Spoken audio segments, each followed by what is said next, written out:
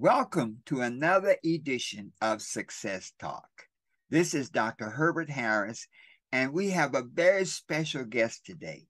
As you know, the Success Talk is about people who are able to do important things in life, who face their challenges, who overcome those challenges, and who achieve their greatest victories. So today we have a great overcomer, a great champion, Mary Harris, coming to us from Mississippi. Mary, welcome to Success Talk. Thank you for having me, Dr. Harris. It's wonderful being here. Well, you know, you've always been such a dedicated person. You do so many things. And, I sometimes look at some of your accomplishments and say, wow, where did she come from? So I'd love to give our listeners a little about your background, a little about your family and how you became the Mary Harris we know now. How did I become the Mary Harris I know now? That's a complicated and long, drawn-out story. So let me try to condense it. I was born and raised here in Jackson, Mississippi. Father has 6 kids. I have a stepsister who's older than I am. I don't call her step, but so that people understand, I'm the oldest of my mother's 5 kids. My mom jokingly says that I was always an adult. Don't know what that means, but she said I was always the person who took responsibility. My background is in medicine. I am a nurse, did supervision and management for a company in Northern California, and then came back to Mississippi with some disabilities and had to overcome some of those disabilities. Have a history of breast cancer, survivor. Yes. And then we'll talk in a few minutes about the story of going to California and why and how I got to California, because that's an important story. Yes. Very important story, because it tells the history of probably how I became who Mary truly is to this day. Of overcoming and being that fighter and survivor that I am today, is telling that story. But I have that. I had to learn business management very quickly. And so I've been doing some things with a national organization to help people get their businesses up and running and started. I'm also doing the assistant health and wellness person at my church. And I've also started my own health and wellness business just recently, doing diabetes prevention and also putting on health fairs. So that is what I recently started doing. Wow. Well, Mary, it's such a varied background. I guess you interact with a lot of people. And is there any, sometimes people say, how do you judge people? Is there anything that you look for, especially like in the medical area, in the business development area, some of the things you look for in a person that says that this person is all right, this person is somebody who's authentic? What's important in the people that you deal with and spend time with? Drive. Their drive, their desire. Their willingness to step out of their comfort zone, the willingness to listen, and the willingness to try, because those are big things. And in a sense, it kind of reminds me of the 12 Universal Laws of Success, because they have a plan, they have some goals, they have some steps that they need or want to take, and they're willing to find a mentor. And they're willing to listen to that mentor, and they're willing to step out of that comfort zone and figure out, is this a challenge I'm willing to take? And what steps do I need to do for that? So they actually sit down and write a game plan, is what I call it. A game plan for where they want to go and be. And then you help them get there. Now, interesting. I'm glad you brought the book up. Now, how did the book first come to your attention? The book came to my attention because actually I met you through a friend. And I was just beginning to try to figure out business development. And this friend connected me with you because of my disability of having asthma. And I actually started with the multi-level marketing through you. And the book was something that you interjected into the scheme of things. And that interjection has been something marvelous. My husband has taken this book, and once he got to read it, at first, of course, he thought it's a little thin book, can't be much to it.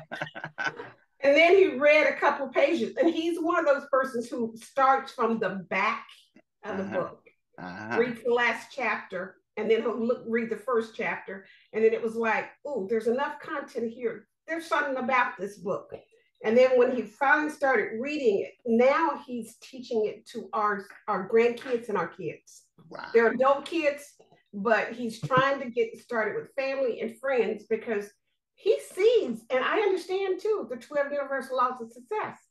I mean, it lays out not just your life, but your business, but your family, your relationship with your spiritual nature. Mm-hmm. Every detail of your life. If you sit down, the book does that.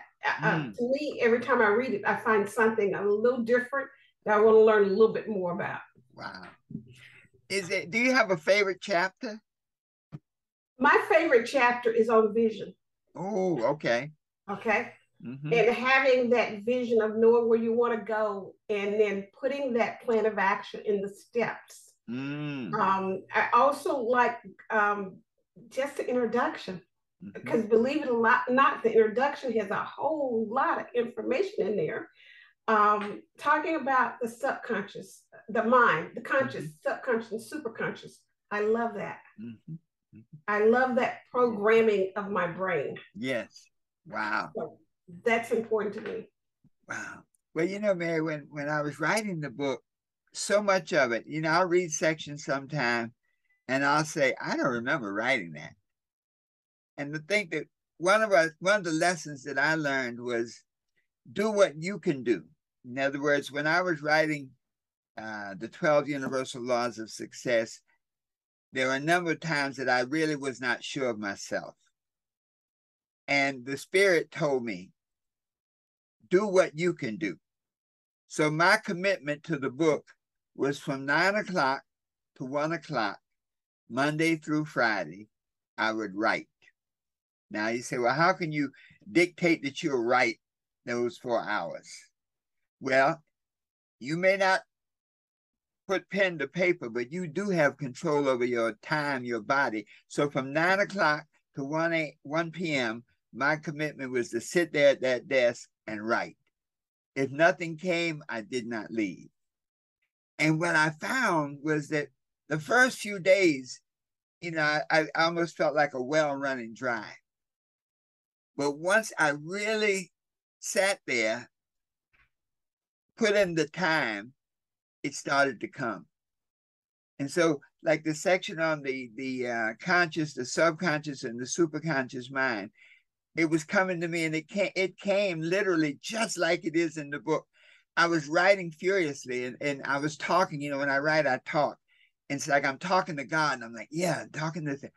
And it came exactly the way it is written right now, with very few revisions, little correction here and there. But I say that to our listeners because many of us have a story to tell, and we may get sidetracked by lack of technique. The fact that you sit there, it's funny about a blank sheet of paper, and now everybody uses a screen. I have to start with paper first. I can't just start on the computer. But a blank screen or a blank sheet of paper, and it like defies you to do something.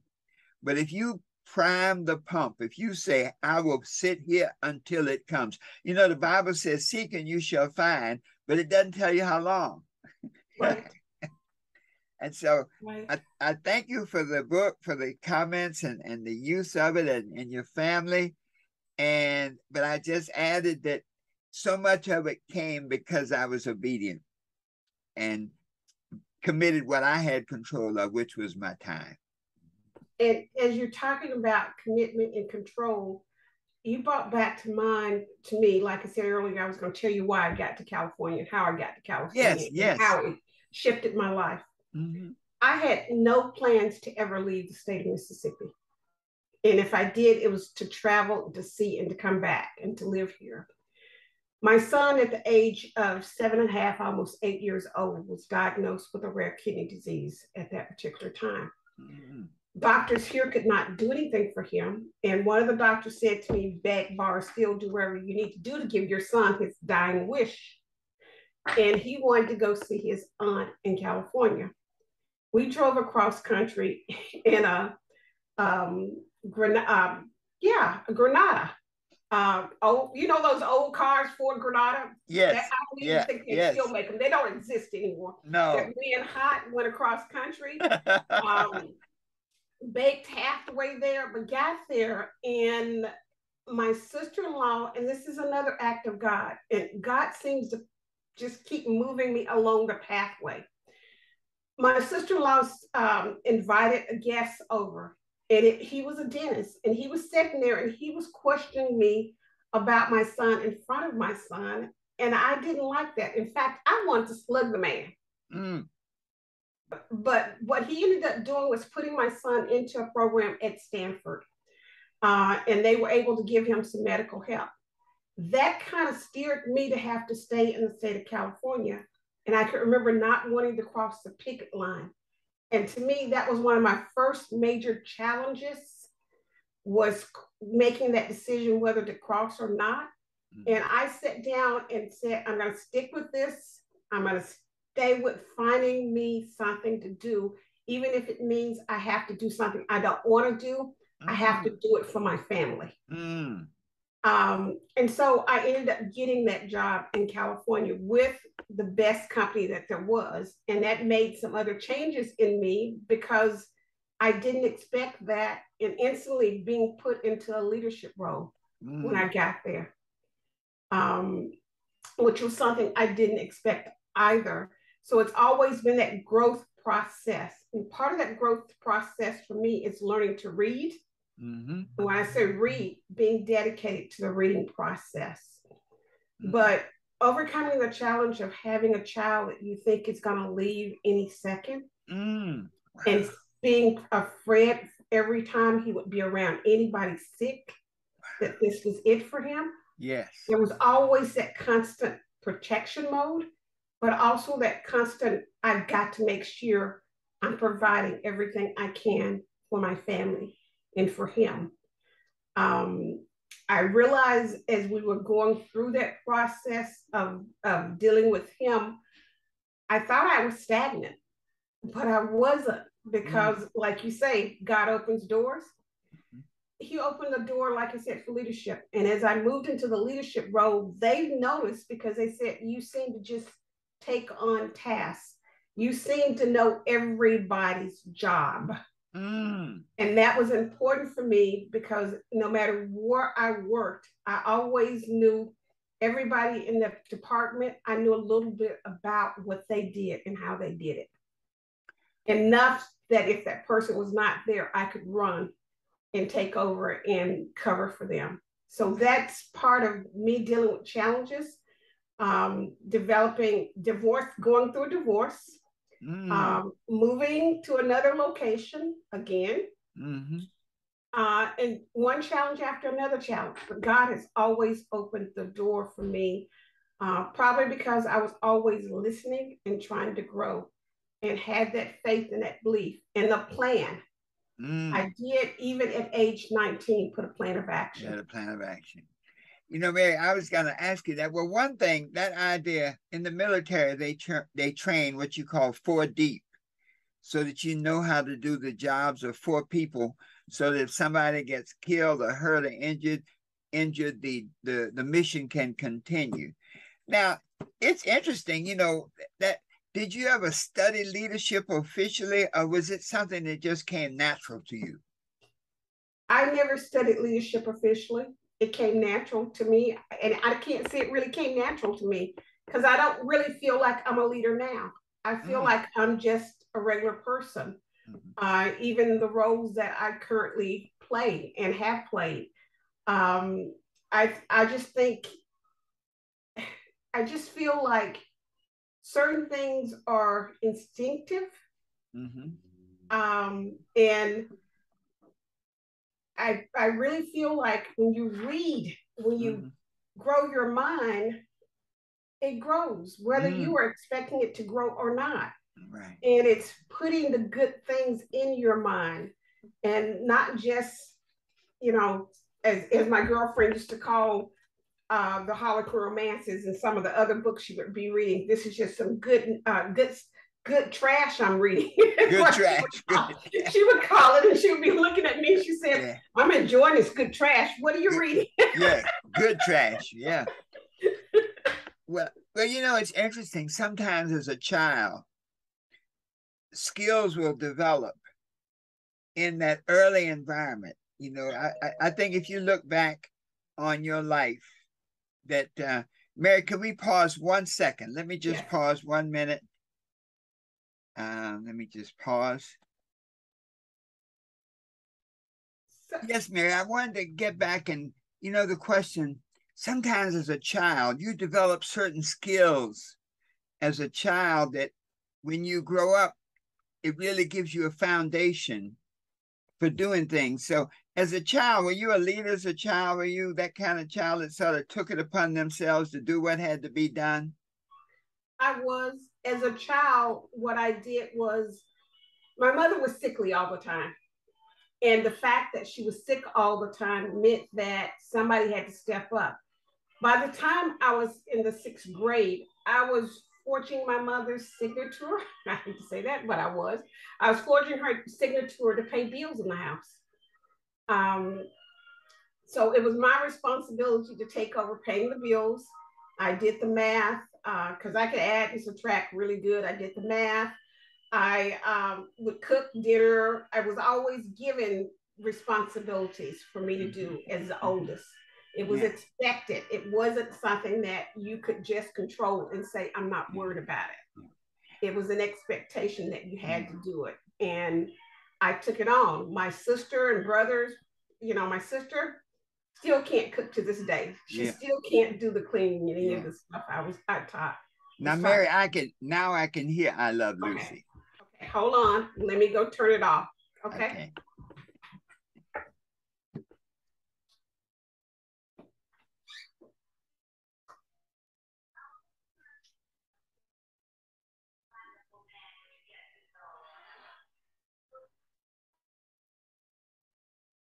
We'll turn it back on shortly.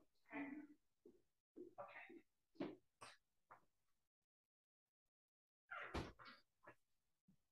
Sorry, I was afraid that was going to happen.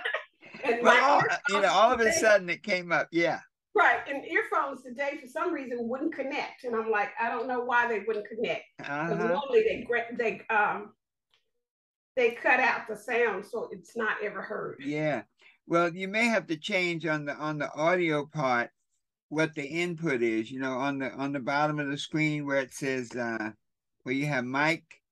I tried that, but I'll try it again. And you see different, select a microphone and then select the speaker. I'll try it again and see what happens. Okay.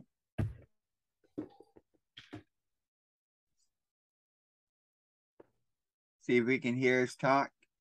Can you hear you? No, it's not connected. It would not do it. It would not do it. Okay. It might be. Sometimes, I don't know. It's taking a break. Okay. And every once in a while it will do that, but it's got to get together because I got a class tonight. I got you. When I teach my class, because I need to move around with my class. Well, you know, Mary, you were sharing something very powerful about how as a child, when you were, what, 8 or 9 years old, you had to take over because your mom had some health issues. You had to step up and do things. Maybe share that again. As a child, what did you have to do? Starting around the 6th grade, when I was about six years old, I started kind of taking over and learning more about the responsibilities of the household. I would follow my mom My grandmother was a great leader when it came to teaching kids and responsibilities. My grandmother was actually a maid.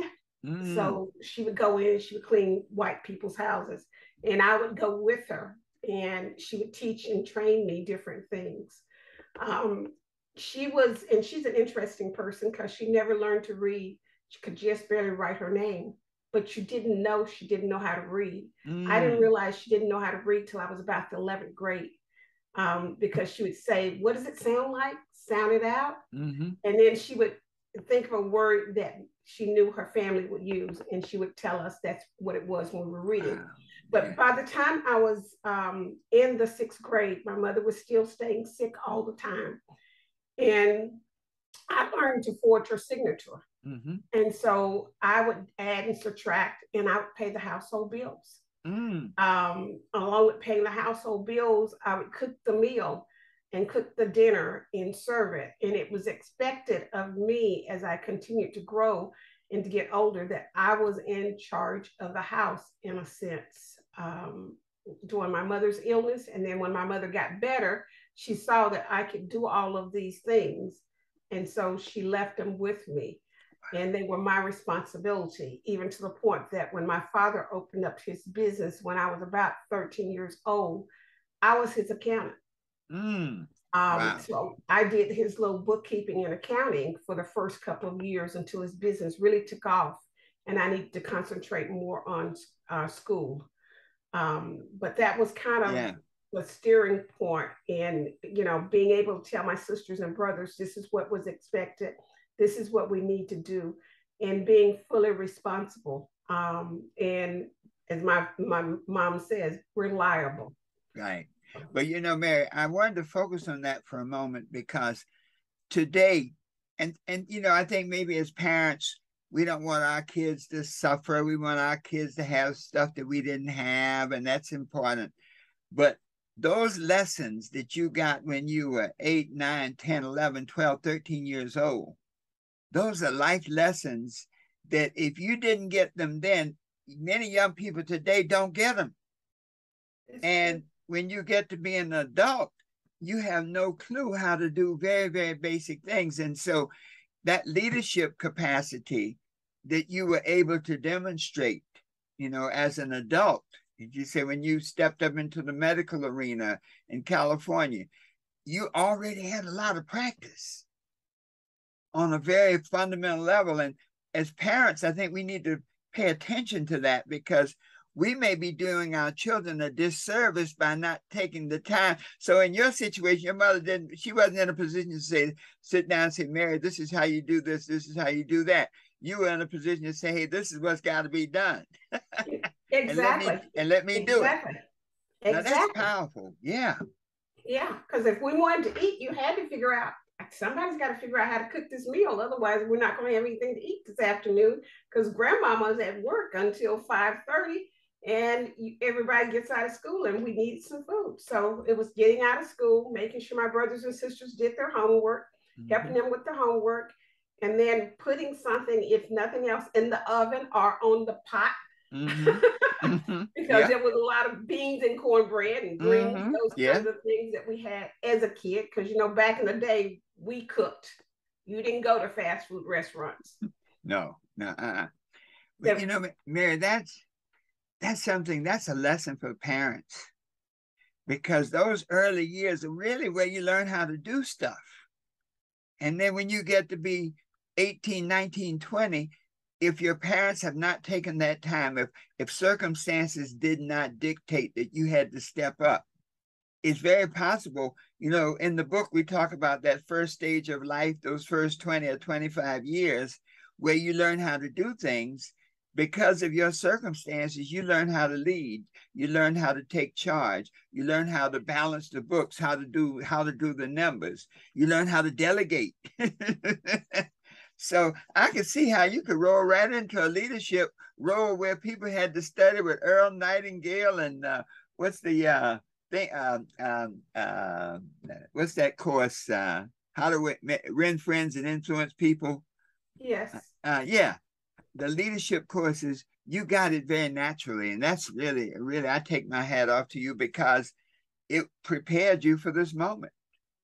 Well, and it's something, you're right. Parents do have to teach their kids, because my kids, let's just say my kids were already trained even when they got married. Even if their wife didn't know how to cook or clean, they could do it.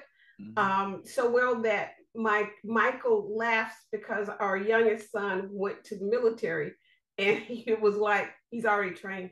Yeah. And they instantly made him a barrack leader, of the barrack. And he was like, he's already trained. Yeah. Because I just do that. I even did it with my grandkids when they were 2 years old. At a year, parents running around picking up toys on the floor. It was like, you can play anywhere in my house, do anything you want, but I made a game teaching him how to pick up behind himself and take care of himself. Wow. But learning has to start, like you said, at those early stages in life. And how to deal with that and how to cope with challenges. Yeah. Because that's the other end of it. That's the other end of it. And as parents, we got a lot of work to do. It's funny when the kids say, well, I can just Google it. But Google it gets the answer, but you may get the answer, but you don't get all that foundational information, that the idea of searching for something. When you had to research and read this and read that to get one answer, you might read 5 or 6 different things, which is all a part of the learning process. Where in Google, you Google it, you get that very answer, and you miss all the context around it. Wow. But there's something that I do when somebody Googles it, even in business, as adults, when they tell me, well, let me just Google and tell you the answer. Explain it in your own terms. Ooh. Okay. And then, now give me an example of how it applies to your life. All right, now that's powerful. Okay. Explain what you just read to me. And now tell me how it applies to your life. And how you can use it in your life. Now for our listeners, now that's a nugget. Okay. That's a nugget, because more and more you'll hear young people saying, just Google it. Why do you have to read all? We can just Google it. Well, this gives you a process to make sure that you not only Google it, but you got it. Exactly. And my kids learned that. I mean, even now, my grandkids know that. And my other thing of it is, once they Google it or whatever, and they come to me and saying, I want to do this, this, and that, even if I disagree with what they're doing, this is the thing they've learned from me, is you are responsible. And let me explain to you when I tell you are responsible. What I am saying is that you need to give me 3, not 1, not 2, but 3 logical reasons as to why you should be doing what you're doing. And the logical reasons have to make sense to me. Yes. So if you can't explain it, you can't do it.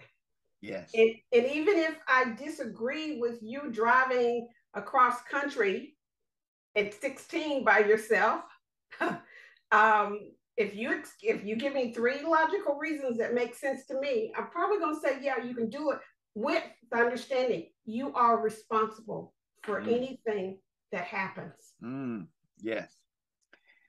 Well, Mary, yes. That has helped my family a whole lot. I mean, even to the point that at one point my son was about to get in an altercation, and he said he was ready. He said, I was going to bust that guy.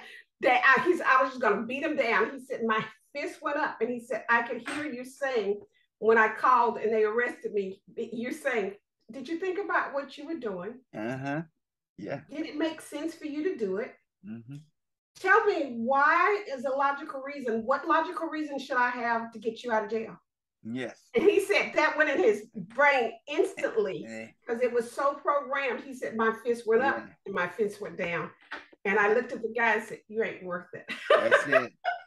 Now, Mary, that's another nugget, because think about that.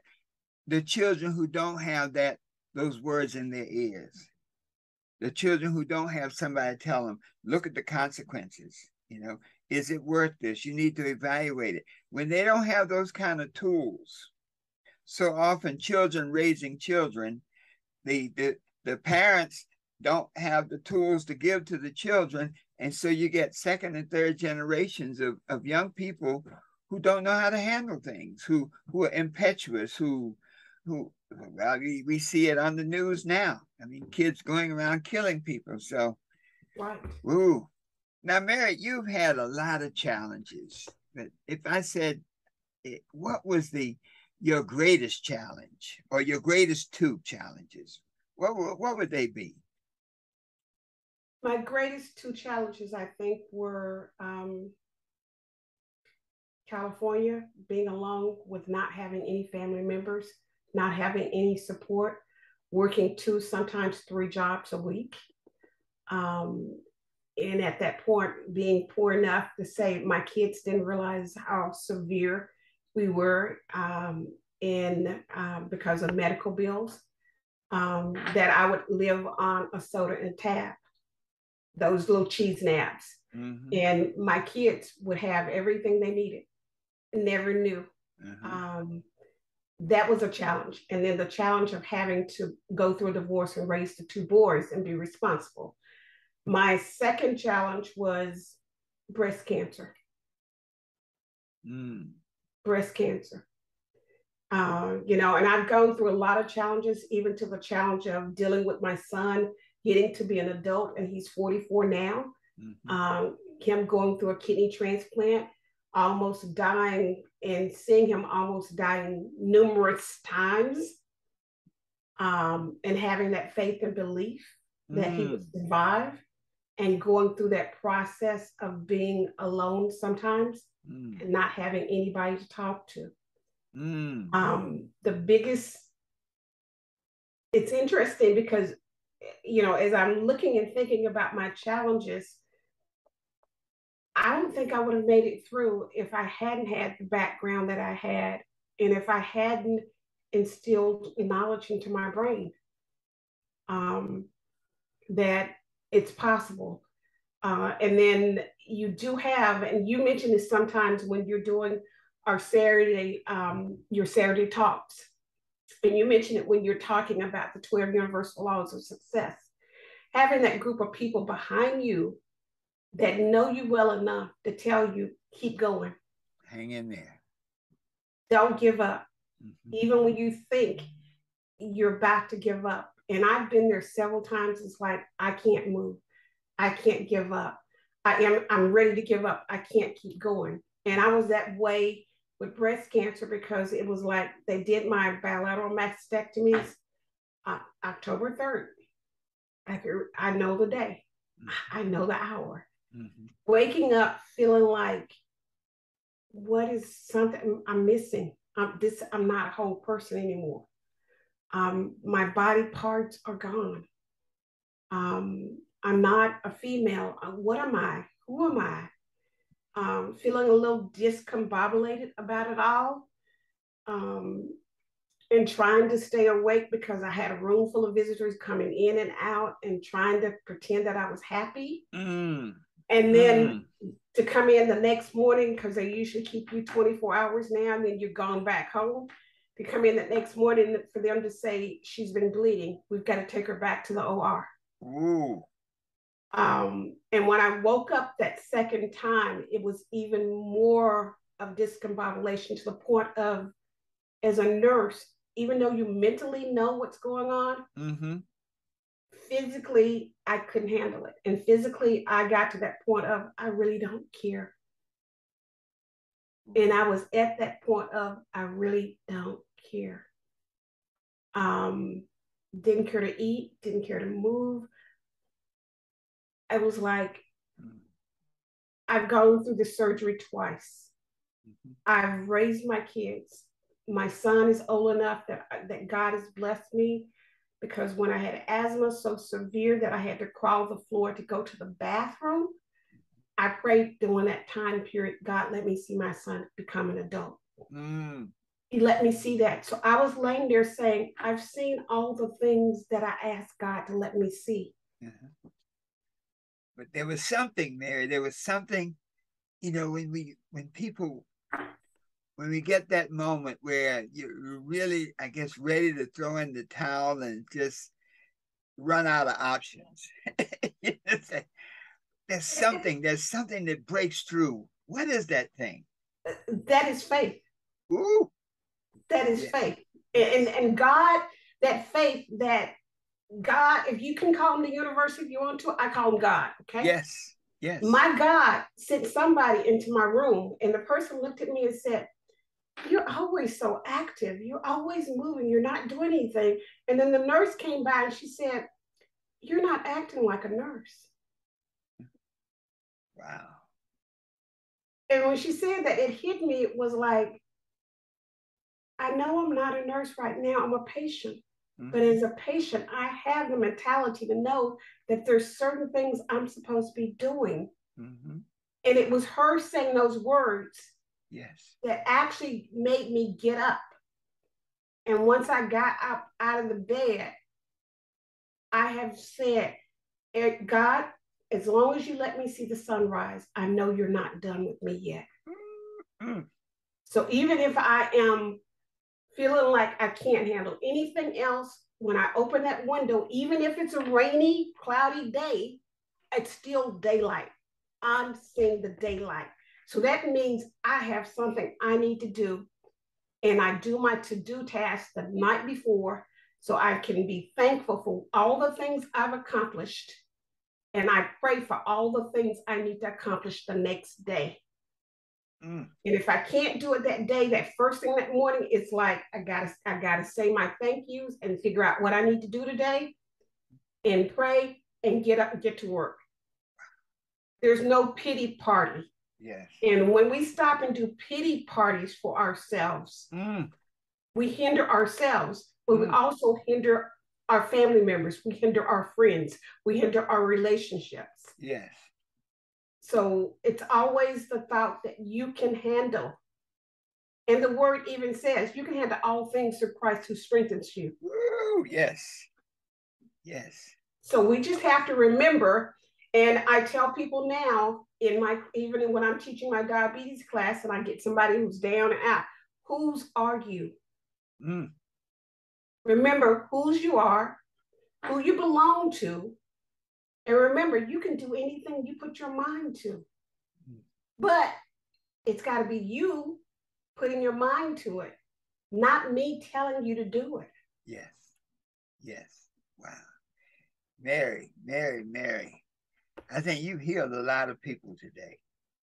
When people hear this, that moment when that transformation takes place, when that word is heard, that thing is seen, that makes all the difference. That makes you just go one more round. Let me put one more. I don't know what's around the mountain, but I know I can take this step right here. and taking that small step that you can take. Yes. Yes. I mean, even when my son was with the transplant and we thought he had to have his surgery twice, and we thought the second time he was not going to make it. Yes. And his lungs collapsing. And you're sitting there praying, and he sends me every time I get to that point of I can't deal with, he sends me somebody. And I'm not gonna lie with that. God has taken care of me to the point that I walked into it, and as I'm walking in, I'm asking the security guard, because it was after hours, it was midnight, and they were taking him back out of surgery, and you had to talk to security in San Francisco General. I looked at her and said, "Is he out of surgery yet?" And she said, "Not yet." And she said, "You look so tired. You look so down." And I said, "You just don't know the journey that my son has gone through, and how many this is 2 surgeries back to back, 2 major surgeries back to back, and how much blood he's lost." And she looked at me and said, "You believe in God?" And I said, "Yeah." And she says, "Well, no matter what the outcome, then it's all good." Trust. And I needed to hear that. Yes. Yes. And you talk about in your book sometimes the timeline. We don't always think about the timing. Yes. We always think because we ask for it, it's instant gratification. Because we've gotten so used to, if I want something, I'm just going to Google, or either I'm going to do Amazon Prime, it'll be here tomorrow morning. Wow. Life does not always work that way with timing. Everything has a season. Everything has a season and a time. Yes. And sometimes the thing that when we're ready to throw in that towel, you're just 10 seconds from getting the blessing that you asked for and that you've worked for and tried for 5 or 3 years or whatever. Yes. And I'm just telling you because I have seen it happen. And that's why I said having that person behind you, that group of people who really talk to you and that you can share your dreams and you can share your desires with. Yes, yes. Because I can remember one leadership role I had, they called me asking me to take this position. And I'm like, I didn't put an application for a job. I didn't put in an application to transfer someplace. Why they keep calling me? Yes. And my girlfriend, who was very close, who was very spiritual, looked at me and she said, have you forgotten something? And I said, what are you talking about? And she said, 6 months ago. She said, it was around 6, it may have been a little longer. You said a prayer because we talked about that. And I asked you, Mary, is that truly what you want? And she said, I remember you saying, you asked God to either fix the situation or move you. Oh, fix it or move you. Yes. And she said, so God didn't fix it. He's saying he's moving you. He said, you didn't say by when, but he said by when. And she said, so you need to go take that interview, take the job, because she said, if you didn't put in an application and these people are calling you and they're offering you this and they're offering you everything that you want. Yes. That's God. That's God. And he heard your prayer, but he said you weren't ready when you asked for it 6 months ago. He's saying now the timing is right and you are ready. Now you're ready. Wow. And we forget that so much when we're dealing with timing. Yes. You're not ready. If you went for the job and they told you no, you weren't ready. You need to get your mind together. You need to start working on yourself. You need to start growing mentally, physically, spiritually, and growing in your craft. Whatever your craft is, whatever your skill and talent is, you've got to do that growth process. And to me, I really do love this book because, Dr. Harris, I'm serious. Every page, there's some growth. Yes. Every page. There's not a single page. And every time I read it, it was like, I didn't see that the first time I read this. I didn't see this the second time I read this. Yes. Where's this coming from? And when you're in a study group like we are with your mastermind group, and also even my husband's group, there's questions that are asked. There's discussion. Yes. To help move you to that level. And that's the growth process that we have to go through. You can't just think, okay, I graduated from nursing school. I got my degree. Yes. I got my job. I don't have to do nothing now except whatever my boss man says. Yes. You decide, do you want to stay with that boss man telling you what to do? And you decide, do I want to get a promotion from that boss man? And move on up. Right. And move on up to where I can be that person who can say, hey, I'm doing the schedules for everybody this month. And I'm doing the schedules indefinitely. And I'm not working weekends any longer. I'm not working PM shifts any longer or night shifts. I'm not going to this or that meeting. I'm only going to work this number of hours. But you have to figure out yourself where you want to be in life by the goals, by the plans, by what you need to do. And then remembering the timing. Yes. Because the timing is key. And if you're the universe, the law of magnetism, the universe and the laws on the back of the book, that magnetism, when you are putting it out there and you start actually taking the steps you need to take for growth, and you've got that goal written down and that plan written down, and you look at it and you review it occasionally, Mm. And I do say you've got to review and you've got to look at it and you got to keep it in your mind. Put it Yes. where you memorize it, and it's amazing. Your conscious, your subconscious, your Yes. superconscious. Yes. All of a sudden, it's like people are attracted to you. Things are attracted to you. You don't have to ask for them. Mary, I tell you, you've taken us to school today. You've taken us to school, to church, and to the hospital. Wow. Mary, I tell you, I'm just a great admirer of you because, I've seen and been present and been a part of some of your growth. But the thing that I've always just so greatly respected was your resiliency. That no matter what it was, no matter what the occurrence, no matter what the challenge, no matter what the obstacles, you always found a way. And that is a gift from God. Ooh. Amen. Amen. You just said a mouthful. It's a gift from God. Yes. Now that's the gift. But God also gives us gifts of people like you to be our leader, to be the person who inspires, to be the person who trains, to be the person who teaches, to be the person who we want to follow and emulate. Thank you.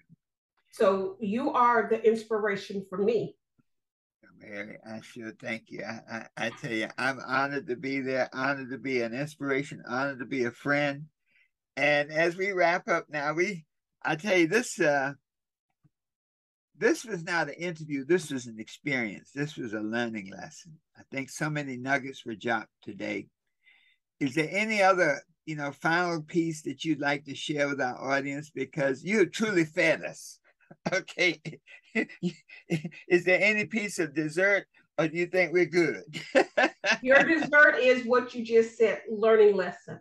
Yes. Look at every opportunity and everything that you do in life as a learning lesson.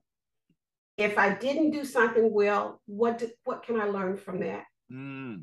How can I make sure I don't do that again the next round? Okay. If I did something right, how can I do it better the next time? Wow. Well, Mary, I think those are some gems.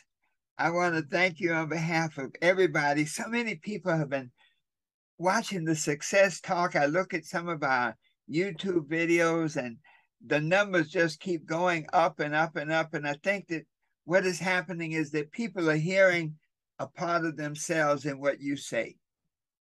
They're hearing that resonance. There's that connection, and they'll hear something in your word and they'll stop what they're doing and they'll pay attention. Like, hold on, let me listen to this, because that was just what they needed to hear at just that very moment. So thank you so much, Mary. Thank you. And I pray to God that I was an inspiration that will help move someone to that next level. Oh, you've done so much, Mary. Trust me. You have given enough nuggets. When you're in a gold mine, you look for a vein. And some people will look for that vein, and some people will say, well, the vein's probably not that long, it's going to run out. And they'll sit down and quit. But there are other people that see that vein and they say, I'm going to follow that vein. I'm going to see where it goes. And that vein leads them to the mother lode. And what you've given us today is a vein, the steps that you follow, this vein of understanding, this vein of that no matter what it is, there's a solution. You follow this vein of being open to teach and to share with your children, with your family, with others. You follow this vein of being a great leader. Don't be insecure that I didn't go to the leadership academy, I don't have degrees. If you have the spirit, if you have the confidence, if you trust in God. Moses complained that he stuttered, and he gave God every excuse for not undertaking the mission that God chose him to do. And so in our lives, many of us make excuses to that mission that God has chosen us to do. But Mary, you have truly welcomed the mission. You've taken the mission, and you've made it bigger and made it better and made it a gift to all who hear. So thank you so much, Mary. The Success Talk blesses you. The people who will hear this bless you. And we thank you and see you moving on to your higher good. Hallelujah. To God be the glory. And as we always say, the best is yet to come. And so it is. And so it is. Woo! Mary. Wow. So since she didn't have time, she couldn't understand me. Wow. And so I had to go through speech therapy. I had to learn to say certain words. And even now, I've trained my brain that certain words I will try to sound out before I say them and do it instantly. And if I can't do it instantly, let me replace that word with another word that I can say. Wow. Yeah. So I even had that bit. And you saying Moses. Yes. And that just brought that up. It was like, I totally forgot about, and kids laughing at you because you had to go to speech therapy. But I was still a straight A student in everything else. But people couldn't understand. I couldn't say street. Street was eek instead of street. So I had to learn to say syllables, consonants, and occasionally now I feel very self-conscious, especially if you tell me I'm going to be in an audience and I've got this, and that, and then I have to say, doesn't matter. Yes. I just have to speak. And I'm one of those persons, you can write a speech out. I can write it out. I can't go 100% by what is written. No. I have to go by what's in my heart. Yes. Wow. Okay. I'll read some of it and then I'll have to stop and say, I need to get off script and go this route. That's just how my brain works. And it's like something says this is what they need to hear. And I'll go that route of what I think they need to hear. Well, you tune into the vibration of the moment. When people have a script, the script is written at another time and another vibration. But when you're in the moment as a speaker, when you can permit yourself, there's some people that are so fearful, they'll stick to that script. I don't care what they're saying. It's like the guys on the Titanic. The band didn't know what else to do, so they just kept playing as the ship went down. But then there are other people that would say, let me flip the script. Let me feel my heart. Let my heart speak. I think our hearts are always talking to us. We may or may not listen. And when I know it does. Yes. I know it does. Yes. And that's the prayer, is that if I am supposed to go right and I try to go left, block me. Yes. And even if I complain about the block, keep the block there, because there's a reason that the block is there. It may not be my time to go left. It may be that the left is totally not supposed to be where I'm going. But yes, I had to deal with that speech therapy as a kid. I've dealt with a lot, even to the point of one time being told, and did not know this until I was an adult, that a couple of kids in the neighborhood called me house slave. Because I was always in the house taking care of business and not out playing. And then when I did go out to play, they didn't want to play with me because I didn't develop a relationship with them that well. And it's taken me a while and I can develop relationships very easily now. But one of the guys in high school, when I came back to Mississippi, actually said to me, he said, "You were a different creature." As a kid. And he said, guys would look at you and go, and I told him, I never saw myself as being pretty. He said, we would look at you and go, oh no, we can't touch her intelligence. She's always reading, she's always learning, she's always doing something. That we don't want to touch her because you intimidated us. Well, Mary, I think that's something that I think many women have that experience. As I see you and Michael seem to be so equally yoked, seem to be just so balanced.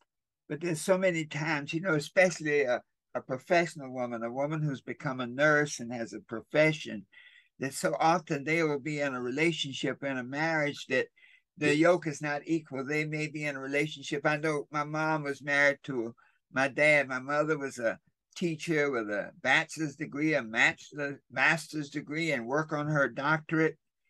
And my dad was a janitor. And they never connected. He never attended anything that she ever did that I can remember. I never remember him ever coming to a school function or to any event like that. Because and as I get, I didn't understand it as a child, but as I was older, I had the benefits of being with him. He was still alive when I was, in my 50s. We were still, and so I had enough experience to understand what it was at that time. But he felt that he did not have the ability to communicate, to this day. And I concluded he really didn't read that well. When as a kid, he'd always say, "Here, Herbert, read this. What does this say?" He had a way of doing it. I was happy that I was reading everything. I was reading the signs, the book. I mean, you name it. Right. But I think, in retrospect, that he really did not know how to read that well, if at all. And because of that, he never went anywhere with my mother, and they just had to figure out a way. But so often a professional woman can't find a man that they have that same level of balanced communication. And my ex-husband and I told my kids when we divorced that we outgrew each other. Yes. Our growth paths were in different directions. Yes. And I only have an associate degree. I don't have a BSN. I don't have a master's degree or PhD. But yet I had staff that were doctors. I had staff that were PhD. And I had staff. I can remember when I first took on the first leadership role, I had a BSN. That's a Bachelor of Nursing of Science come up to me. And she says, "Well, you don't have but a diploma degree. You can't tell me what to do." And she and I had to have a discussion. And at the end of the discussion, I said, "Well, you're right. I can't tell you what to do, but I can tell you this much. I signed your time card."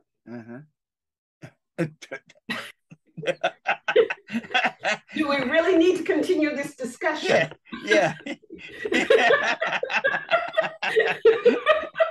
Now that's what you call instant clarity. I was like, I finally had to just go there. I try not to go there with people, but finally I just had to go there. And then it was like, we were okay. Yeah. But I had to just stood my ground. And first I felt intimidated. And then I'm saying, no. They put me in this position for a reason. And if I have to, I stood my ground. And when I stood my ground, she backed down. Yes. But I've been in situations where I've walked into clinics before and they were not following certain procedures that they should have. And me trying to get them to do it. And it was like, that's why they gave you this. And that's why they offered this to you and wanted you to come without you doing an interview, because they knew you would straighten this clinic out. You could get it done. And I didn't think like that. But later the lady told me that. She said, that's why. Because she said, I've seen you. She said, you don't. She said, you will. She said, when you get pushed against the back, they push you against the wall. She said, you're like a tiger. She said, you come out full force saying, okay, y'all to mess with the wrong chick now. Okay, I've had enough. Let's move. I'm not going to take any more crap. This is what I expect. This is how I want it to look. And this is what I expect to have done. And I could remember trying for a month to get the nurses staff to do one thing, and they wouldn't do it. And it was a unionized hospital and clinic. So I learned all the union rules at the back of my hand. I could tell the union rep, don't come, don't talk to me, because I can tell you the rule better than you can tell me the rule. And so a situation came up, and I had told this young lady, I told the whole staff this, and that. Nobody would do it. And it was a lawsuit that she was facing. And she came to me and she said, I've gone to everybody, and you're the only person, and you're fairly new, and nobody's listening to you. But talk to me about this. And so I told her some steps and some suggestions to do. Yeah. Because her husband actually owned a business, construction business, and you know she's of the opposite race. I'm the only, as one girl called me, spook that was in management.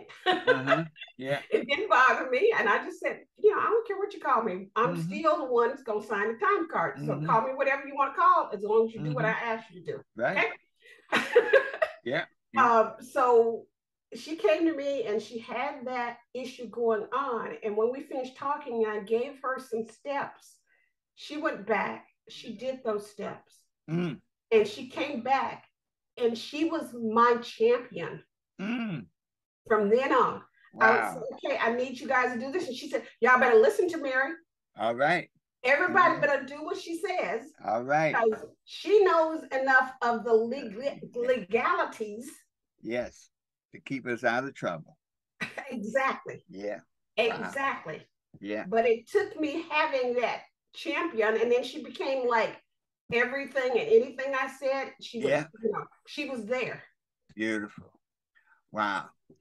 All right, Mary, I'm gonna put this together and I'm gonna get you a copy so you can take a listen, but I think we've covered some powerful stuff. You did an excellent job, Dr. Harris. So, and thank you for being my mentor, because you truly are. Because even when I took on that other position with the church, I called you to do that discussion. So you are not just a friend to me, you're a family member. So thank you, and same to you.